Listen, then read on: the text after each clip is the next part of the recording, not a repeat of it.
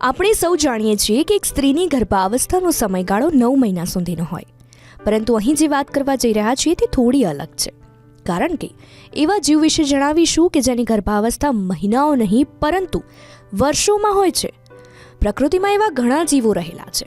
Alpine સેલામેન્ડર ભાગ્યે જ જોવા મળતું આ જીવ આ એક ઉભયચર પ્રાણી છે જે આલ્પાઇન ક્ષેત્રોમાં જોવા મળે છે, જેની ગર્ભાવસ્થાનો સમય 2 વર્ષથી લઈને 3 વર્ષ સુધીનો હોય છે. હાથીની વાત કરીએ તો આ પ્રાણીને પણ વધારે મહિનાઓ સુધી ગર્ભધારણ રહે છે.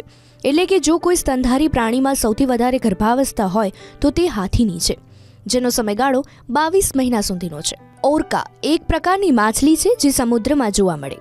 શાર્ક જેવી દેખાતી આ માછલીમાં ગર્ભાવસ્થાનો સમયગાળો 15 થી 18 મહિના સુધીનો હોય છે.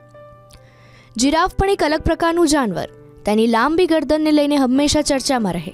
તેની ગર્ભાવસ્થાના સમયગાળાની વાત કરીએ તો લગભગ 14 થી 15 મહિના સુધી ગર્ભધારણ રહે છે. ગેંડા વધારે સમય પાણીમાં પસાર કરે છે. મહાકાય વજન ધરાવતા પ્રાણીમાં ગર્ભાવસ્થાનો સમયગાળો પણ 15 થી 16 મહિના સુધીનો હોય.